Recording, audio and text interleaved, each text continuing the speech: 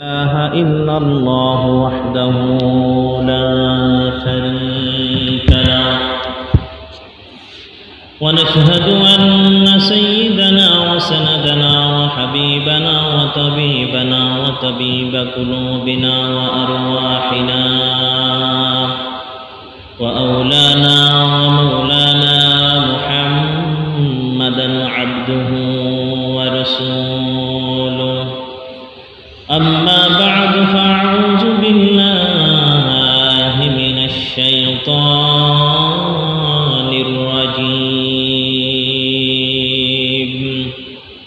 بسم الله الرحمن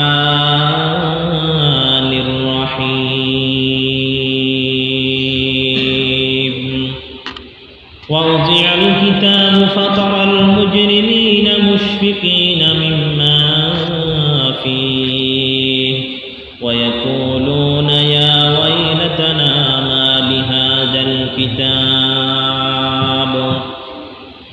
ما لهذا الكتاب لا يغادر صغيرة ولا كبيرة إلا أحصاها ووجدوا ما عملوا حاضرا ولا يظلم ربك أحدا وإذ قلنا للملائكة اسجدوا لآدم فسجدوا إلا إبليس كان من الجن ففسق عن أمر ربه أفتتخذونه وذريته أولياء من دوني وهم لكم عدو بئس للظالمين بدلا وقال رسول الله صلى الله عليه وسلم إياكم ومحقرات الذنوب فإن لها من الله طالبا وقال شاعر कैसे कैसे ताजदारा पादशाह चल गई कैसे कैसे ताजदारा पादशाह चल गई ओ खजाना बाला खाना शान शौकत क्या हुई ओ खजाना बाला खाना शान शौकत क्या हुई कैसे कैसे खूबसूरत रानियां शहजादियां कैसे कैसे खूबसूरत रानियां शहजादियां तन बदन सब बन गई है शक्ल सूरत क्या हुई। अल्हम्दुलिल्लाह समस्त प्रशंसा से महान अल्लाह रब्बुल इज्जतेर दरबारे যেই মহান রব্বুল আলামিন দয়া করে মেহেরবানি করে আমাদের মতো গুটি কয়েকজন ব্যক্তিকে তার মহাগ্রন্থ আল কোরআন থেকে কিছু কথা বলা ও শ্রবণ করার মতো তৌফিক দান করেছেন সেই মহান রব্বুল ইজ্জতের দরবারে আমরা সকলেই অন্তরের অন্তরস্থল থেকে শুকরিয়া দান বলি আলহামদুলিল্লাহ। সম্মানিত হাজিরিন, কোরআনে কারীমের কথা বলতে পারা শুনতে পারা এটা ভাগ্যের ব্যাপার। এটা মানুষের শরীরের শক্তি দিয়ে অর্জন করা যায় না। একজন মানুষের শরীরের মধ্যে অনেক শক্তি আছে, অনেক ক্ষমতা আছে, তো এই শক্তি দিয়ে ক্ষমতা দিয়ে কেউ কোরআনে কারীমের কথা বলতে ও শুনতে পারে না। রব্বে কারীম যাকে তৌফিক দেন সেই কেবলমাত্র শুধুমাত্র কোরআনে কারীমের কথা বলতে পারে এবং শুনতে পারে। আল্লাহ রব্বুল আলামিন যারই কথা শোনার তৌফিক দেন, যার শোনাটাকে আল্লাহ কবুল করেন, সেই শুধুমাত্র এই মজলিসে বসতে পারে, এই মজলিসে এসে কোরআনে কারীমের কথা শুনতে পারে। তো আল্লাহ রাব্বুল আলামিন আমাদের গুটি কয়েকজনকে তৌফিক দিয়েছেন, এই জন্য আমরা সকলে আবারও শুকরিয়া আদায় করি, বলি আলহামদুলিল্লাহ। সম্মানিত হাজিরিন, আমাদের আলোচনা চলতেছিল আমল নামা সম্পর্কে। আমি আপনি দুনিয়াতে যে আমল করি না কেন, প্রত্যেকটি আমল আল্লাহ তাআলা লিখে রাখছেন, সংরক্ষণ করে রাখছেন। এটা কিয়ামতের ময়দানে আমাদের সামনে আল্লাহ বের করে দিবেন। আমরা দেখতে পাবো আমরা দুনিয়াতে কি কতটুকু আমল করেছি, কতটুকু গুনাহের কাজ করেছি, সব আমাদের সামনে স্পষ্ট খোলা থাকবে। এটা বুঝিয়ে দেওয়ার জন্য অন্য কারোর প্রয়োজন হবে না। আমি আপনি আমলনামা দেখেই বুঝতে পারবো আমার স্থান আজকে কোথায় যাবে। সম্মানিত হাজিরিন, আমলনামা সম্পর্কে একটি আয়াতে কারিমার তাফসীর চলতেছিল। এই আয়াতে কারিমার ভিতরে আল্লাহ তাআলা বলেন, وَأُوتِيَ الْكِتَابُ فَتَرَى الْمُجْرِمِينَ مُشْفِقِينَ مِمَّا فِيهِ وَيَقُولُونَ يَا وَيْلَتَنَا مَا لِهَذَا الْكِتَابِ لَا يُغَادِرُ صَغِيرَةً وَلَا كَبِيرَةً إِلَّا أَحْصَاهَا وَأُوتِيَ الْكِتَابُ যখন কিয়ামতের ময়দানে লক্ষ কোটি জনতার সামনে মানুষের আমলনামাকে পেশ করা হবে, মানুষের আমলনামাকে উপস্থাপন করা হবে।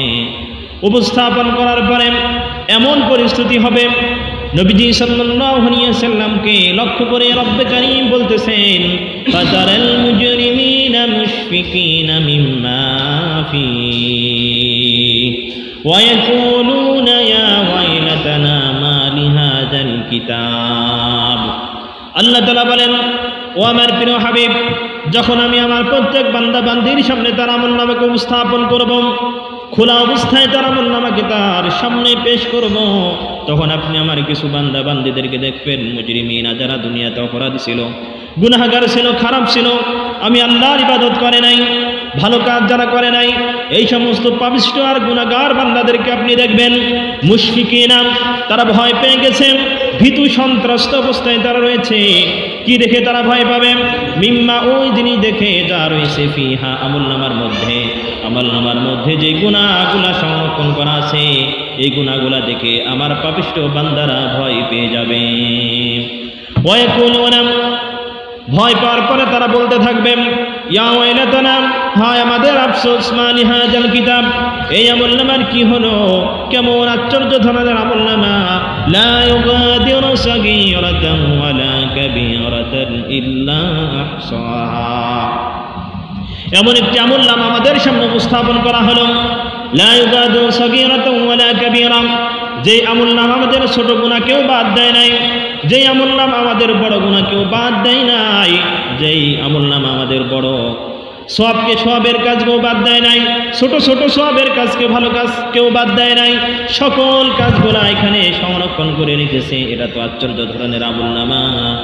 যা কিছু আমরা করেছি দুনিয়ার মধ্যে, সব কিছু আমাদের আমলনামার ভিতরে দিয়ে আজকে আমাদের সামনে উপস্থাপন করা হয়েছে। এরপরে আল্লাহ বলেন, ওয়াজাদু, আমার বান্দা বান্দিরা পেয়ে যাবে, মা আমিলু, যে আমল তারা করেছে, হাজিরান, সবকিছু উপস্থিত পাবে। ওয়ালা ইয়াজলিমু রাব্বুকা আহাদা, ও আমার প্রিয় হাবিব, তোমার আল্লাহ, তোমার প্রভু, তোমার কোন উম্মতের উপর জুলুম করবে না, কোন উম্মতির উপরে জুলুম অত্যাচার করবে না। যে যতটুকু সওয়াব পাওয়ার দরকার সে ততটুকু সওয়াব কিয়ামতের ময়দানে পেয়ে যাবে, আমি দিতে কোনো কুণ্ঠবোধ করব না। সুবহানাল্লাহ বলি, যতটুকু কাজ করি না কেন, সেটা যতই কম হোক আর সামান্য হোক না কেন, রব্বে কারীম বুঝিয়ে দিয়ে দিবেন, কোনো কমতি করবেন না। রব্বে কারীম অন্য আয়াতের ভিতরে বলেছেন, কুল্লু নাফসিন যায়িকাতুল মাউত, প্রত্যেকটা প্রাণীর, যে সমস্ত প্রাণীর ভিতরে প্রাণ আছে, জান আছে, এদের মৃত্যুর স্বাদ গ্রহণ করতে হবে। ওয়া ইন্নামা তুওয়াফাউনা উজুরাকুম ইয়াওমাল কিয়ামা, তোমরা দুনিয়ার মধ্যে যে আমল করো, এই আমলের পরিপূর্ণ প্রতিদান তোমাদেরকে কিয়ামতের ময়দানে বুঝিয়ে দেওয়া হবে, পরিপূর্ণরূপে দেওয়া হবে। ফামান যুহজিয়া আনিন নারি ওয়া উদখিলাল জান্নাতা ফাকাদ ফাজ, বুঝিয়ে দেওয়ার পরে যার আমলনামা তার জাহান্নাম থেকে মুক্তি দিয়ে জান্নাতের ভিতরে ঢুকিয়ে দিবে, সে হবে ওই দিনের মহাসফলকাম ব্যক্তি। আখিরাতের ময়দানে, কিয়ামতের ময়দানে সব থেকে বড় সফলতার অধিকারী ওই ব্যক্তি হবে যে আল্লাহর জাহান্নাম থেকে মুক্তি পেয়ে জান্নাতের অধিকারী হয়ে যাবে, জান্নাতের সার্টিফিকেট পেয়ে যাবে। এই ব্যক্তি হবে কিয়ামতের ময়দানে কোটি কোটি জনতার মধ্যে সফলকাম ব্যক্তি। সুবহানাল্লাহ বলি। তো আল্লাহ রাব্বুল আলামিন যা আমরা করি সব কিছু আমাদেরকে বুঝিয়ে দিবেন। হযরত আনাস বিন মালিক রাদিয়াল্লাহু তাআলা আনহু থেকে হাদিস বর্ণিত, তাফসিরে দুররুল মুনসিরের ভিতরে হাদিস আনা হয়েছে। আল্লামা জালালউদ্দিন সুয়ুতী রাহিমাহুল্লাহ তিনি একটি হাদিস উপস্থাপন করেছেন। হাদিসের ভিতরে নবীজি সাল্লাল্লাহু আলাইহি ওয়াসাল্লাম বলেছেন, কিয়ামতের ময়দানে তিনটি আমলনামা বান্দার সামনে পেশ করা হবে। প্রথম যে আমলনামা বান্দার সামনে পেশ করা হবে, এই আমলনামার মধ্যে বান্দার যত ভালো আমল আছে, নেক আমল আছে, সকল নেক আমলগুলো রব্বে কারীম এই আমলনামার ভিতরে জমা করবেন। দ্বিতীয় আমলনামা তার সামনে পেশ করা হবে। এই দ্বিতীয় খাতার ভিতরে সে যে দুনিয়াতে গুনাহের কাজ করেছে, সকল গুনাহের কাজগুলা তার এই খাতার ভিতরে জমা থাকবে, লেখা থাকবে। তৃতীয় যে খাতাটা রব্বে কারীম বান্দার সামনে পেশ করবেন, এই খাতার ভিতরে আল্লাহ রব্বুল আলামিন এই বান্দাকে যত নিয়ামত দুনিয়াতে দান করেছিলেন, প্রত্যেকটি নিয়ামত এই খাতার ভিতরে লেখা আছে। আল্লাহ রব্বুল আলামিন এই নিয়ামত সম্বলিত খাতাকে বান্দার সামনে পেশ করার পরে জিজ্ঞাসা করবেন, ও আমার বান্দা, ও আমার বান্দি, দুনিয়াতে তোমাকে আমি অমুক অমুক নিয়ামত দান করেছিলাম, তোমাকে অমুক অমুক জিনিস আমি তোমাকে দান করেছিলাম, দয়া করে অনুগ্রহ করে আমি তোমাকে দান করেছিলাম, বলো বান্দা বান্দি তুমি এই নিয়ামতের সঠিক হক আদায় করেছিলে কি করেছিলে না? প্রত্যেকটি নিয়ামত সম্পর্কে আল্লাহ তাআলা আমাকে আপনাকে জিজ্ঞাসা করবেন। প্রত্যেকটি নিয়ামতের কড়াই কোনটা হিসাব দিয়ে আল্লাহর সামনে থেকে আমাদের পার পেতে হবে। একটি নিয়ামতের হিসাব দেওয়া ছাড়া আমাদের কাল কিয়ামতের ময়দানে সামনে যাওয়ার কোনো কায়দা নাই। এক হাদিসের ভিতরে নবীজি সাল্লাল্লাহু আলাইহি ওয়াসাল্লাম বলেছেন, লা তাযুলু কদামা ইবনি আদম ইয়াউমাল কিয়ামা হাত্তা ইয়াসআলা খামস। আমার কোন উম্মতি পাঁচটি প্রশ্নের সম্মুখীন যতক্ষণ পর্যন্ত আল্লাহর পক্ষ থেকে না হবে, আল্লাহর পক্ষ থেকে বান্দাকে যতক্ষণ পর্যন্ত পাঁচটি প্রশ্ন না করা হবে, আর এই বান্দা যতক্ষণ পর্যন্ত আল্লাহর এই পাঁচটি প্রশ্নের উত্তর না দিবে, ততক্ষণ পর্যন্ত আমার কোনো উম্মতিরা আল্লাহর সামনে থেকে আধার পরিমাণ সামনে অগ্রসর হতে পারবে না। এক বিঘত পরিমাণ সে তার সামনে অগ্রসর হতে পারবে না যতক্ষণ পর্যন্ত সে এই পাঁচটি বিশেষ, আল্লাহ তো প্রত্যেকটা নিয়ামত সম্পর্কে জিজ্ঞাসা করবেন, কিন্তু বিশেষ করে পাঁচটি নিয়ামতের কথা আল্লাহ অবশ্যই জিজ্ঞেস করবেন। জিজ্ঞেস করা ছাড়া, এই বান্দা উত্তর দেওয়া ছাড়া সামনে যাওয়ার কোনো কায়দা নাই।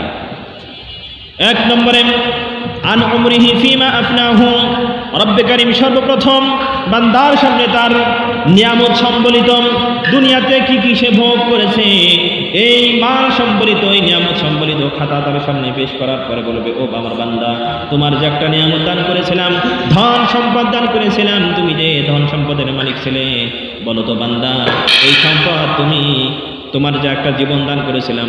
প্রথম প্রশ্ন করবে, ও আমার বান্দা তুমি তো বলো তো দেখি, তোমার একটা হায়াত আমি দান করেছিলাম, জীবন একটি দান করেছিলাম, এই জীবনকে তুমি কোন রাস্তায় ব্যয় করেছ? আমি আল্লাহর হুকুম পালনের মধ্যে ব্যয় করেছো না মন চাই জিন্দেগি অবলম্বন করেছো? তুমি তোমার এই হিসাব দাও, তোমার যৌবনকালের হিসাব তুমি দাও, তুমি কোন পথে এটা ব্যয় করেছো? এবার আমি আপনি যদি যৌবনকালকে আল্লাহর ইবাদতের ভিতরে কাটাইতে পারি, তাহলে আল্লাহর সামনে সঠিক জবাব দিতে পারবো। আর যদি আল্লাহর ইবাদতে লিপ্ত না হয়, মন চাই জিন্দেগি অবলম্বন করি, তাহলে আল্লাহর সামনে জবাব দেওয়ার কোনো কায়দা নাই। প্রথম প্রশ্ন জীবন সম্পর্কে, হায়াত সম্পর্কে। আমি আপনি আমার যে হায়াত আল্লাহ দান করেছেন, হায়াত সম্পর্কে জিজ্ঞাসা করা হবে। নাম্বার 2 আনআম ওয়া আনমালিহি, আল্লাহ 2 নম্বরে সম্পদ সম্পর্কে জিজ্ঞাসা করবেন, ও আমার বান্দা তুমি যে সম্পদশালী ছিলে, এই সম্পদের মালিক ছিলে, এই সম্পদ তুমি কোত্থেকে উপার্জন করেছো? ওয়া ফিমা আনফাকাহু, এবং কোন রাস্তায় তুমি ব্যয় করেছো? তুমি কি আমি আল্লাহ রাস্তায় ব্যয় করেছো, না তোমার মন মতো যেখানে ইচ্ছা সেখানে খরচ করেছো? গানের মজলিসে তুমি খরচ করেছো, মসজিদ মাদ্রাসায় তুমি দিয়েছো কি দাও নাই? কোন গরিব মিসকিন অসহায় যারা ছিল এদেরকে তুমি তোমার টাকা পয়সা দান করেছো কি করো নাই? আজকে বলো না। তুমি গানের অনুষ্ঠানের জন্য যেখানে গুনাহ হয়, এই গুনাহের কাজে তুমি তোমার সম্পদগুলো দান করেছিলে, আল্লাহ এটা জিজ্ঞাসা করবেন। জিজ্ঞেস করার পরে আমি আপনি যদি এই সম্পদের হক আদায় না করি, এই কিয়ামতের ময়দানে কঠিন মুহূর্তের ভিতরে আমার আপনার কি অবস্থা হবে? আল্লাহর সামনে কোনো জবাব দিতে পারবো না। রব্বে কারীম সব কিছু স্পষ্ট করে আমাদের সামনে তুলে ধরবেন। আমরা যদি মিথ্যা কথা বলি, আল্লাহ তাআলা আমাদের মুখের উপরে মোহর মেরে দিবেন, টেপ মেরে দিবেন। এই মুখ কোনো কথা বলতে কিয়ামতের ময়দানে পারবে না। আল্লাহ রাব্বুল আলামিন প্রত্যেকটি নিয়ামত সম্পর্কে যখন বান্দাকে জিজ্ঞাসা করতে থাকবেন, বান্দা তো কোনো উত্তর দিতে পারবে না। এবার এখন বান্দার যে স্বভাব দুনিয়াতে ছিল, কোনো একটা কাজের উপরে যদি চাপ দেওয়া হয়, সে যদি সেটা আসলে না করতে পারে তাহলে সে মিথ্যা বলে, এটা তার স্বভাব। তো কিয়ামতের ময়দানে রব্বে কারিমের সামনে দাঁড়িয়ে এই বান্দা মিথ্যা বলা শুরু করবে। মিথ্যা বললে আল্লাহ রাব্বুল আলামিন তার মুখের উপরে মোহর মেরে দিবেন। আল্লাহ তাআলা সূরা ইয়াসিনের ভিতরে জানিয়ে দিয়েছেন, আল ইয়াউমা নাখতিমু আলা আফওয়াহিহিম ওয়া তুকাল্লিমুনা আইদিহিম ওয়া তাশহাদু আরজুলুহুম বিমা কানু ইয়াকসিবুন। কাল কিয়ামতের ময়দানে আমার সামনে এমন কিছু বান্দা উপস্থিত হবে, এমন কিছু বান্দা উপস্থিত হবে যারা সঠিক হিসাব না দেওয়ার কারণে তারা মিথ্যা বলবে। আর যারা মিথ্যা বলবে তাদের মুখের উপরে আমি মোহর এঁটে দিব, সিল মেরে দিব, তাদের মুখ আর কথা বলতে পারবে না। ওয়া তুকাল্লিমুনা আইদিহিম, এরপর আমি তার অঙ্গ প্রত্যঙ্গকে অর্ডার করব। অঙ্গ প্রত্যঙ্গের ভিতরে একটা বিশেষ অঙ্গ হলো হাত। আল্লাহ তাআলা হাতকে উদ্দেশ্য করে বলবে, ও হাত বলো তো দেখি আমার এই বান্দা তোমার কোন কাজে ব্যয় করেছে, তোমাকে কোন কাজে ব্যবহার করেছে তুমি বলে দাও। এই হাত প্রত্যেকটি কথা বলে দিবে। আমি আপনি হাত দ্বারা যদি কোনো ভালো কাজ করে থাকি, রব্বে কারিমের সামনে হাত সাক্ষী দিয়ে বলবে, ও আমার আল্লাহ, তোমার এই বান্দা আমাকে দিয়ে ভালো কাজ করেছে, কোরআন শরীফ স্পর্শ করেছে, ভালো ভালো কাজ সে হাত দ্বারা করেছে, আল্লাহ তুমি তাকে আজকে মুক্তি দিয়ে দাও। পক্ষান্তরে কোনো বান্দা যদি এই হাত দ্বারা গুনাহের কাজ করে, মদের বোতল ধরে, জিনা ব্যভিচারে লিপ্ত হয়, কোনো পরনারীকে স্পর্শ করে, যত বেহাপনা অশ্লীলতা কাজ আছে যদি সে হাত দ্বারা করে, কাউকে অন্যায়ভাবে চপেটাঘাত করে অথবা অন্যায়ভাবে কাউকে হাত দ্বারা আঘাত করে, এই হাত কিয়ামতের ময়দানে আল্লাহর সামনে সব প্রকাশ করে দিবে। আমাদের মিথ্যা বললেও কোনো লাভ হবে না, আল্লাহর সামনে থেকে আমরা মুহূর্তের জন্য ছাড় পাব না। ওয়া তাশহাদু আরজুলুহুম বিমা কানু ইয়াকসিবুন।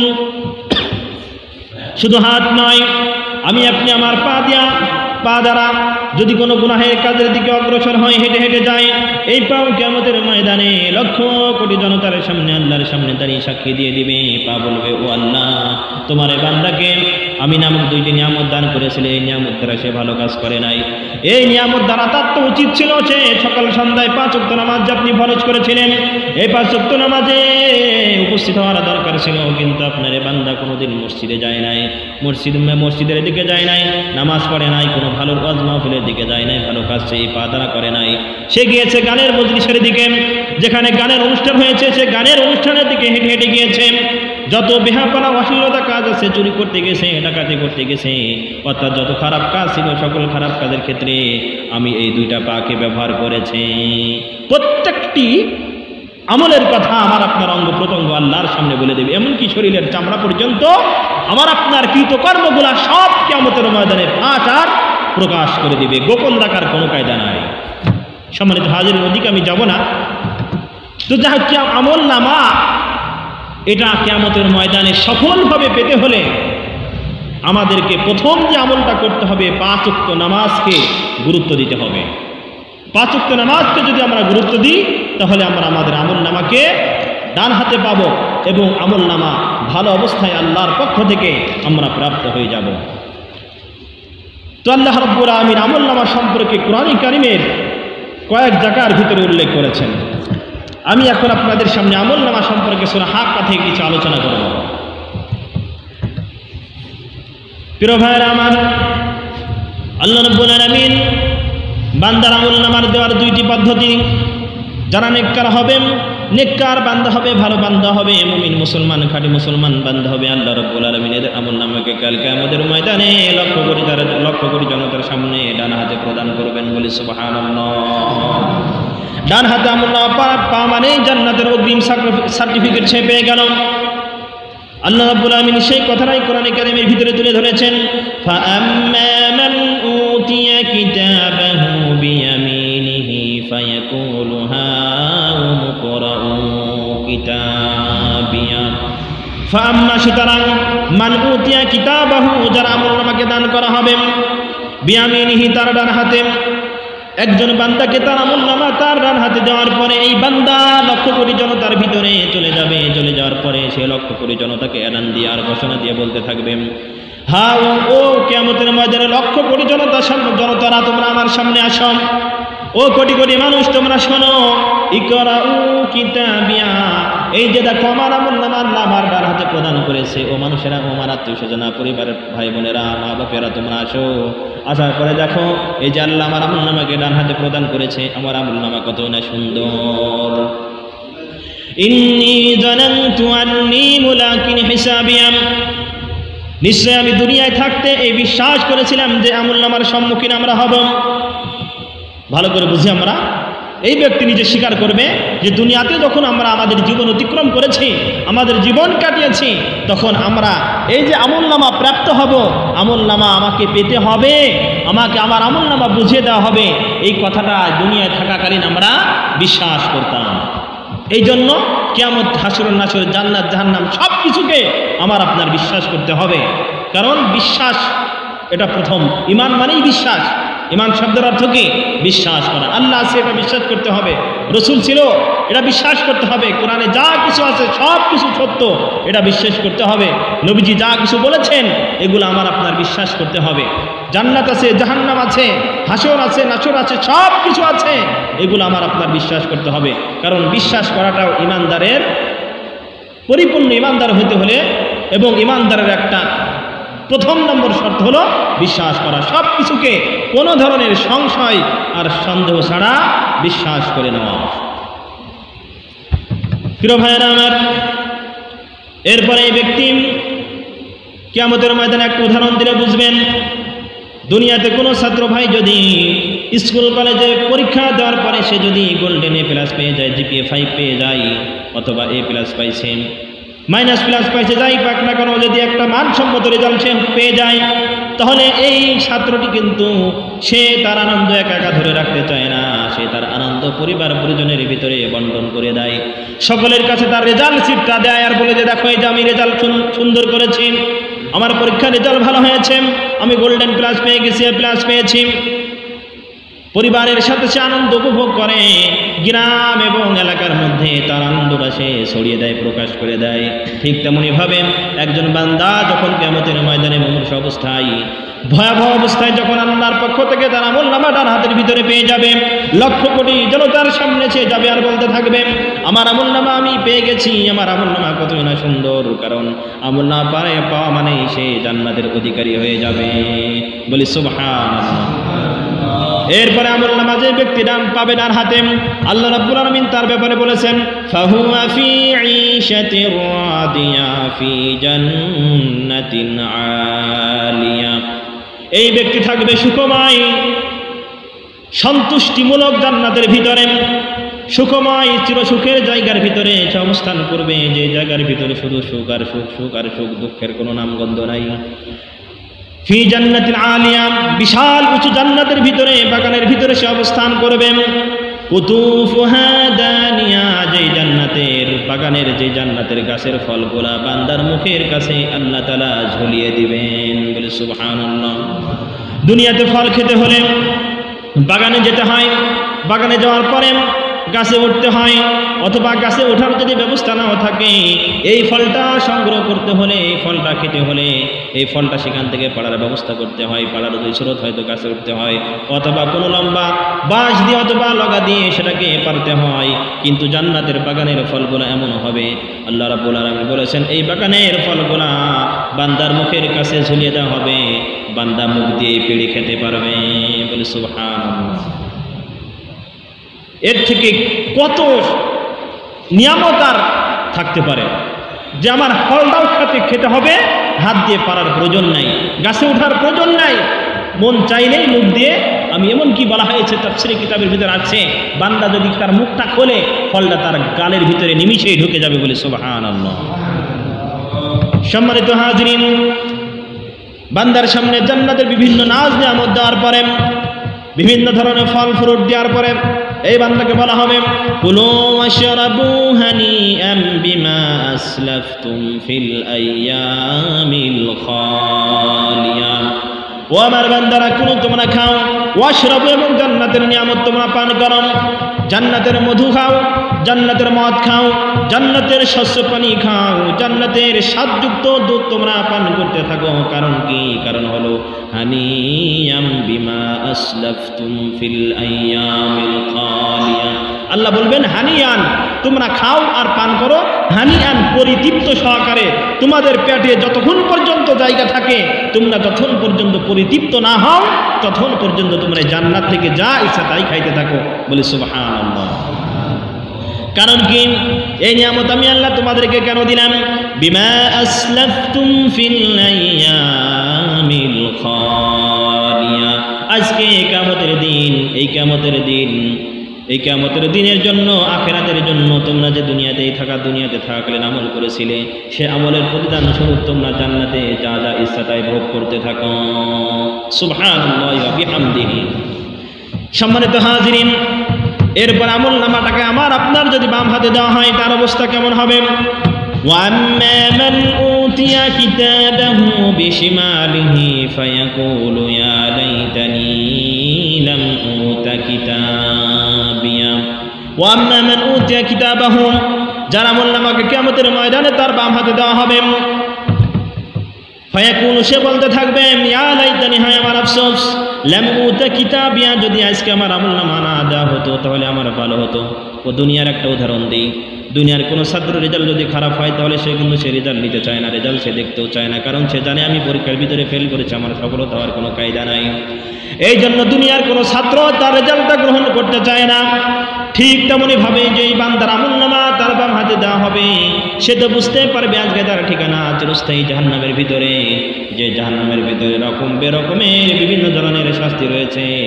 আগুনে পোড়ার শাস্তি রয়েছে, সাপে কামড়ের শাস্তি রয়েছে, ফেরেশতাদের লোহার হাতুড়ির পীড়নের শাস্তি রয়েছে, বিভিন্ন আযাব গজব রয়েছে। এগুলা যখন সে কল্পনা করবে, যখন তার এগুলা স্মরণ হবে, সে আফসোস করে বলতে থাকবে, হায় যদি আজকে আমার আমলনামা না দেওয়া হতো। ওয়ালাম আদরি মা হিসাবিয়া, দুনিয়ায় থাকাকালীন এই যে হিসাবের দিন আমাকে উপস্থিত হতে হবে, আল্লাহর সামনে হিসাব দিতে হবে, এই হিসাব সম্পর্কে আমি দুনিয়ায় থাকাকালীন জানার চেষ্টা করি নাই। এই হিসাব কি জিনিস সেটা আমি কখনো উপলব্ধি করি নাই। ইয়া লাইতাহা কানাতিল কাজিয়া, হায় আমার আফসোস, মৃত্যু যদি আমার চূড়ান্ত সিদ্ধান্ত হয়ে যেত। অর্থাৎ মৃত্যু হয়েছে, মৃত্যু হওয়ার পরে যদি আমি মাটির সাথে মিশে যেতাম, তাহলে আজকে আমার আমলনামা পেতে হতো না, জাহান্নামে আমাকে যাইতে হতো না। এই জন্য গুনাহগার আর পাপিষ্ঠ ব্যক্তিরা তারা কিয়ামতের ময়দানে যখন দেখবে, সূরা নাবার ভিতরে আল্লাহ রাব্বুল আলামিন বলেছেন, পাপিষ্ঠ বান্দাদের সামনে যখন দুনিয়ার যে সমস্ত প্রাণীরা আছে, গরু মহিষ ছাগল আছে, এদের বিচার করার পরে বিচার কিভাবে করবেন? মনে করেন দুনিয়ায় একটা গরুর শিং আছে, আরেকটি গরুর শিং ছিল না। দুনিয়ার মধ্যে যে গরুটির শিং ছিল, এই গরুটি যার শিং ছিল না, তাকে এভাবে গোতা দিয়ে তাকে আঘাত করেছিল। সে ওই যার শিং ছিল না, সে তার শিং না থাকার কারণে কোনো আঘাত করতে পারে নাই।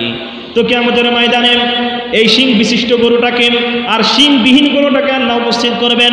উপস্থিত করার পরে দুনিয়ায় যার শিং ছিল না, রব্বে কারীম কিয়ামতের ময়দানে তাকে শিং দান করবেন। আর দুনিয়াতে যে গরুটার শিং ছিল তাকে শিংবিহীন করে দিবেন। শিংবিহীন করে দেওয়ার পরে এবার যার শিং ছিল না, ওর শিং দিয়ে আল্লাহ বলবেন, তোমার যতটুকু পরিমাণ দুনিয়াতে আঘাত করেছিল, মাথা দ্বারা শিং দ্বারা গুতা দিয়েছিল, তুমি আজকে ঠিক ততটুকু তুমি তাকে গুতা দিয়ে নাও। কারণ আমি আল্লাহ কোনো প্রাণীর উপরে, কোনো মানুষের উপরে জুলুম করি না। তোমার উপরে যে দুনিয়ায় থাকাকালীন গুতা দিয়ে জুলুম করেছিল, ও প্রাণী, তুমি আজকে ওই প্রাণীটাকে তুমি গুতা দিয়ে তুমি তোমার প্রতিশোধ গ্রহণ করো। তো এই প্রাণী তখন ওই প্রাণীর শিংবিহীন প্রাণীটাকে, দুনিয়ার যে গরুটার শিং ছিল তার গোতা দিয়ে প্রতিশোধ গ্রহণ করবেন। প্রতিশোধ গ্রহণ করে দেওয়ার পরে আল্লাহ রাব্বুল আমিন সকল প্রাণীদেরকে বলবে, কুনু তুরাবা, ও প্রাণীরা তোমরা আজকে সব মাটি হয়ে যাও, তোমাদের জন্য আমি আল্লাহর পক্ষ থেকে জান্নাত জাহান্নাম কিছুই নাই, তোমরা সব মাটি হয়ে যাও।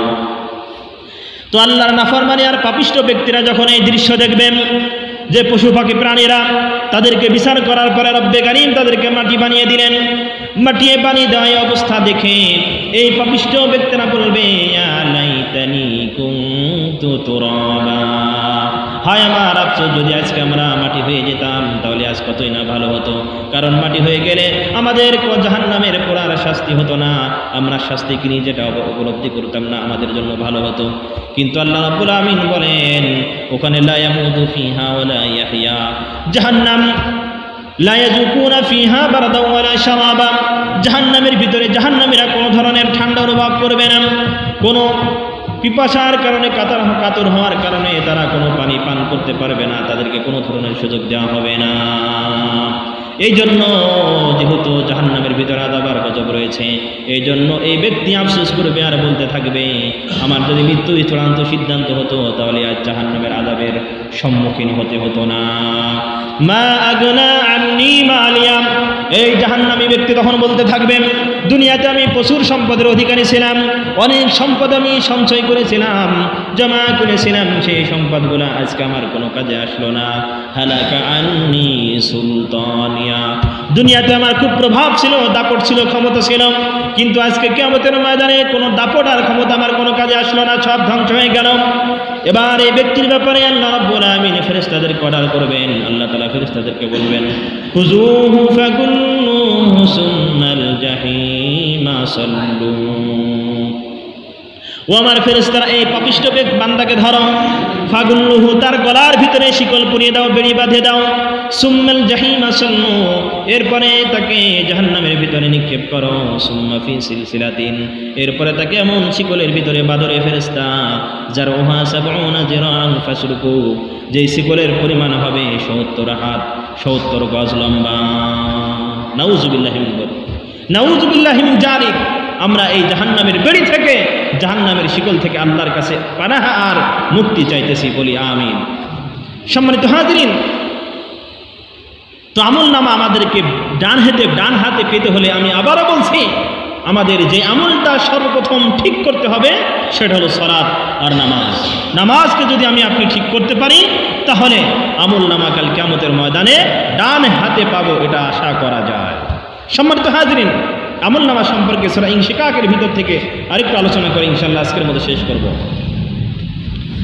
আল্লাহ রাব্বুল আমিন আবার আমলনামা সম্পর্কে বলেন ওয়া আম্মা মান ফাআম্মা মান উতিয়া কিতাবাহু বিয়ামিনিহি ফাসাওফা ইউহাসাবু হিসাবান ইয়াসীরা, কাল কিয়ামতের ময়দানে যার আমলনামা তার ডান হাতে দেওয়া হবে, এই ব্যক্তিকে সহজ হিসাব নেওয়া হবে, একেবারে সহজে তার হিসাব নিয়ে তাকে জাহান্নাম থেকে মুক্তির জান্নাতের ব্যবস্থা করে দেওয়া হবে। এই আয়াতের তাফসীর করতে গিয়ে এই আয়াতের একটু লম্বা আলোচনা আছে। হযরত আয়েশা সিদ্দিকা রাদিয়াল্লাহু তাআলা আনহা থেকে বর্ণিত, তিনি বলেন একবার নবীজি সাল্লাল্লাহু আলাইহি সাল্লাম কোন এক নামাজের পরে এই দোয়া করলেন আল্লাহুম্মা হাসিবনি হিসাবান ইয়াসীরা, ও আমার আল্লাহ কিয়ামতের ময়দানে তুমি আমার হিসাবকে সহজ করে দিও। এই কথা হযরত আয়েশা সিদ্দিকা রাদিয়াল্লাহু তাআলা শোনার পরে নবীজিকে প্রশ্ন করলেন ও ইয়া রাসূলুল্লাহ, ইয়া হাবিবাল্লাহ, আপনি কেন এই দোয়াটা করলেন? ও রাসূলুল্লাহ রাব্বুল আমিন কোরআনে কারীমের ভিতরে জানিয়ে দিয়েছেন ফাম্মা মান উতিয়া কিতাবাহু বিয়ামিনিহি, যার আমলনামা কাল কিয়ামতের ময়দানে তার ডান হাতে দিয়ে দেওয়া হবে, তার হিসাব তো আল্লাহ সহজ করে দিবেন। আর আপনি তো পয়গম্বর মুহাম্মদুর রাসূলুল্লাহ সাল্লাল্লাহু আলাইহি ওয়াসাল্লাম, আপনি তো আল্লাহর মাহবুব বান্দা, আল্লাহ তো আপনার ডান হাতে আমলনামা দিবে, সুতরাং আপনি কেন, তো আপনি যেহেতু আমলনামা ডান হাতে পাবেন তো বোঝা যাচ্ছে আল্লাহ আপনার হিসাব সহজ করবেন। এরপরেও কেন আপনি আল্লাহর কাছে সহজ হিসাবের জন্য দোয়া করতেছেন? ক্বালা নবীজি সাল্লাল্লাহু আলাইহি ওয়াসাল্লাম বললেন ও আয়েশা রে, মান্নু কিসাল হিসাবু জিবা, আল্লাহ যদি কোনো বান্দাকে হিসাব দেওয়ার জন্য বাধ্য করেন, যদি হিসাব দেওয়ার জন্য, হিসাব নেওয়ার জন্য আল্লাহ যদি কোনো বান্দাকে দাঁড় করিয়ে দেয়, তাহলে এই বান্দা হিসাব দিয়ে কখনো আল্লাহর জান্নাতে যেতে পারবে না। উজ্জিবা, তাকে শাস্তি দিতে, তাকে শাস্তির সম্মুখীন হতেই হবে। কারণ তখন নবীজি সাল্লাল্লাহু আলাইহি ওয়াসাল্লাম বললেন ইয়া আয়েশা, হে আয়েশা তুমি শুনে রাখো, ফাসাওফা ইউহাসাবু হিসাবান ইয়াসীরা, সহজ হিসাব দেওয়ার উদ্দেশ্য হলো যে আল্লাহ রাব্বুল আলামিন যাকে কিয়ামতের ময়দানে মাফ করাতে চাবেন, মাফ করে দেওয়ার সিদ্ধান্ত নেবেন, এই বান্দার আমলনামাগুলোকে আল্লাহ তাআলা আল আরশ এই বান্দার সামনে পেশ করবে। আল্লাহ রাব্বুল আলামিন এই বান্দার আমলনামাকে বান্দার সামনে এবং আল্লাহ নিজের সামনে নিয়ে আসবেন এই বান্দার আমলনামাকে। তো যেই বান্দা আল্লাহ তাআলাকে খুশি করেছে যে বান্দার প্রতি রব্বে কারীম খুশি রয়েছে তাকে আল্লাহ যখন ক্ষমা করার ইচ্ছা করবেন তখন দেখেন আল্লাহ কি পদ্ধতি অবলম্বন করবেন। এই বান্দার যদি আমল নামার ভিতরে কোনো গুনাহ আর অপরাধ থেকে থাকে তাহলে রব্বে কারীম হিসাবের জন্য অন্য মানুষদেরকে বোঝানোর জন্য যে হ্যাঁ এই বান্দাকে হিসাব নেওয়া হচ্ছে, মানুষদেরকে বোঝানোর জন্য রব্বে কারীম তার আমল নামাটাকে সামনে নিয়ে আসবেন। নিয়ে আসার পরে আল্লাহ তাআলা তার আমল নামার ভিতরে গুনাহ থাকা সত্ত্বেও দেখেও না দেখার ভান করে তাকে জাহান্নামের ভিতরে জান্নাতের ভিতরে পাঠিয়ে দিবেন। বলি সুবহানাল্লাহ। দুনিয়াতে কেউ যদি বিচারের মজলিসে কোনো বিচারক যদি কাউকে মাফ করতে চায় তাহলে তার অপরাধগুলাকে দেখেও না দেখার ভান ধরে তাকে দু এক কিল থাপ্পড় দিয়ে বিচার শেষ করে দেয়। ঠিক তার দুর্ভাবে কিয়ামতের ময়দানে আল্লাহ তাআলা যাকে মাফ করতে চাবেন তার আমল নামাকে সামনে আনবেন, আনার পরে দেখেও না দেখার ভান ধরে তাকে জান্নাতের ভিতরে পাঠিয়ে দেবেন। বলে সুবহানাল্লাহ। এই জন্য আমি আবারও বলছি, নামাজের প্রতি আমরা যত্নশীল হই। নামাজের প্রতি যদি যত্নশীল হতে পারি তাহলে কিয়ামতের ময়দানে সফল হওয়ার আশা করা যায়। ওয়ায়ানকালিবু ইলা আহলিহি মাসরুরা। এরপরে আল্লাহ রাব্বুল আলামিন বলেন, যার হাতে আমল নামা পাওয়ার পরে এই ব্যক্তি তার পরিবার পরিজনের কাছে খুব আনন্দ চিত্ত ফিরে যাবে, কারণ সে আজকে জান্নাতের মালিক হয়ে গেছে, সে আজকে তার জন্য জান্নাত ওয়াজিব হয়ে গেছে। এই জন্য সে তার মা বাবা পরিবার পরিজন যারা কিয়ামতের ময়দানে আছে তাদের কাছে ফেরত চলে যাবে। ওয়া আম্মা মান উতিয়া কিতাবাহু ওয়ারাআ যাহরিহি। আর যার আমল নামা তার পিছনের দিক থেকে দেওয়া হবে। তাফসীরের কিতাবের ভিতরে বলা হয়েছে পিছন থেকে আমল নামা দেওয়ার ব্যাখ্যা হলো, আমল নামা দেওয়ার অর্থ হলো বান্দার বাম হাতকে তার পিছনের দিকে নিয়ে যাওয়া হবে। নিয়ে যাওয়ার পরে পিছনের পিঠের ভিতর থেকে তার বাম হাত ঢুকে দিয়ে তার বুকের ভিতর দিয়ে ছিদ্র করে সামনের বুক দিয়ে তার বাম হাত এভাবে আসবে। আসার পরে বাম হাতের ভিতরে রব্বে কারীম আমল নামা দিবেন। এই আমল নামা বান্দা পাওয়ার সাথে সাথে বান্দার অবস্থা হবে অত্যন্ত ভয়াবহ। এ বান্দা তখন বাম হাতে আমল নামা পাওয়ার পরে বলবে ফাসাউফা ইয়াদউ সুবুরা। বান্দা তার আমল নামা বাম হাতে পাওয়ার পরে বান্দা সাথে সাথে আল্লাহর দরবারে মৃত্যুর আবেদন করবে, বলবে আল্লাহ আমাকে মৃত্যু দিয়ে দাও, কারণ আমাকে জাহান্নামে যেতে হবে। আল্লাহ মৃত্যু দিয়ে দাও যাতে আমার জাহান্নামের শাস্তির সম্মুখীন হতে না হয়। ওয়ায়াসলা সাইরা। আল্লাহর কাছে যদিও সে আবেদন করবেন, আবেদন করলেও কোনো লাভ হবে না। আল্লাহ রাব্বুল আমিন কারোর আবেদন কিয়ামতের ময়দানে কবুল করবেন না, গ্রহণ করবেন না। আবেদন যা কবুল করানো দরকার আমাদেরকে আল্লাহর কাছে এই দুনিয়ায় থাকাকালীন করতে হবে। আখিরাতের ময়দানে যতই আবেদন করি না কেন, কান্না করতে করতে আমাদের চোখের পানি শেষ করে যদি রক্ত বের করে ফেলেও তারপরও কোনো লাভ হবে না। এই ব্যক্তি আল্লাহ তাআলা বলেন ওয়ায়াসলা সাইরা, সে আল্লাহর জাহান্নামে প্রবেশ করবে। কারণ কি? ইন্নাহু কানা ফি আহলিহি মাসরুরা। কারণ সেই দুনিয়ায় থাকাকালীন সব সময় আমোদ প্রমোদ খেল তামাশার ভিতরে সে লিপ্ত থাকত। কখনো আমি আল্লাহর বিধান পালন করে নাই, আমার নবীজির তরিকাকে সে সুন্নাহর আদর্শকে সে ফলো করে নাই, যার কারণে তাকে আজ জাহান্নামে আসতে হলো। ইন্নাহু জান্না আল্লা ইয়াকুর। এই বান্দা তো দুনিয়ায় থাকাকালীন এই বিশ্বাস করত যে কখনোই সে আমি আল্লাহর দরবারে প্রত্যাবর্তন করবে না, আমি আল্লাহর কাছে আসবে না। বালা আল্লাহ বলেন হ্যাঁ অবশ্যই তার আসতে হবে আমি আল্লাহর দরবারে, আমি আল্লাহর কাছে থেকে আসতে হবে। ইন্না রাব্বাহু কানা বিহি বাসীরা। আমি আল্লাহ তো তার প্রতি সজাগ দৃষ্টি রেখেছিলাম যে তার মৃত্যুর সময় কখন হবে আর কখন আমি তাকে থাবা দিয়ে ধরব। সম্মানিত হাজিরিন, এই জন্য দুনিয়াটা একটু কষ্ট করে আমাদেরকে ইবাদতের ভিতরে কাটাইতে হবে, চেষ্টা করতে হবে। চেষ্টা করাটা এটা আমাদের দায়িত্ব। 100 থেকে 100 আল্লাহর ইবাদতের ভিতরে আমাদের জীবনকে আমরা কাটাইতে পারবো এটা কেউ বলতে পারবে না, কিন্তু চেষ্টা করাটা সকলের পক্ষে সম্ভব। চেষ্টা করলে আল্লাহ তৌফিক দেবে। আস-সা'য়ু মিন্না ওয়াল ইতমামু মিনাল্লাহ। বান্দার কাজ হলো আল্লাহর হিদায়াত, আল্লাহর সিরাতে মুস্তাকিম সরল সঠিক পথ তথা জান্নাতের পথে চলার চেষ্টা করা, আর তৌফিক দেওয়ার মালিক হলো আল্লাহ তাআলা। এই জন্য আল্লাহর কাছে দোয়া করা, আল্লাহর ইবাদতের ভিতরে আমাদের সময়কে কাটানোর চেষ্টা করা। আমি আপনি যদি আমাদের সময়কে আল্লাহর ইবাদতের ভিতরে না কাটাইতে পারি তাহলে কাল কিয়ামতের ময়দানে কি জবাব আমরা দিব, এটা নিয়ে আমরা যদি একটু কল্পনা করি। যে আমার সামনে তো সব কিছু খুলে দেওয়া হবে, আমার ভালো নেকি বদি যা কিছু করছি সব দেওয়া হবে। 3টা আমলনামা আমি বলছি, মনে রাখবেন। প্রথম আমলনামা যেটা বান্দারে দেওয়া হবে, তার ওই আমলনামা, ওই খাতা, আমলনামা বলতে বুঝে নেন যে খাতা, একটি খাতা বান্দার সামনে পেশ করা হবে, যেই খাতার ভিতরে থাকবে তার ভালো আমলগুলা। 2 নম্বর সিরিয়াল যে খাতাটা তার সামনে দেওয়া হবে, এই খাতার ভিতরে থাকবে তার খারাপ আমলগুলা। সেই যে গুনার কাজ করেছিল সব গুনাহের কাজগুলা এই খাতার ভিতরে থাকবে। এরপরে 3 নম্বর যে খাতাটি তার সামনে উপস্থাপন করা হবে, দেওয়া হবে, এই খাতার ভিতরে সে যে দুনিয়ায় থাকাকালীন আল্লাহর যত নিয়ামত ভোগ করেছে প্রত্যেকটি নিয়ামতের কথা এখানে কড়াই গুন্ডা হিসাব করে রাখবেন। আল্লাহ প্রত্যেকটি নিয়ামত একে একে কিয়ামতের ময়দানে জিজ্ঞাসা করবে। এই জন্য আল্লাহর নিয়ামত থেকে বাঁচতে হলে আল্লাহর ইবাদতের হক আদায় করতে হবে। আল্লাহর ইবাদত যদি করতে পারি তাহলে আল্লাহ তাআলা হিসাব আমাদেরকে সহজ করে দিবেন, বলি সুবহানাল্লাহ। এই জন্য যে আলোচনা করা হলো আমলনামা সম্পর্কে, গত 30 তারিখেও করা হয়েছিল, আজকে করা হলো।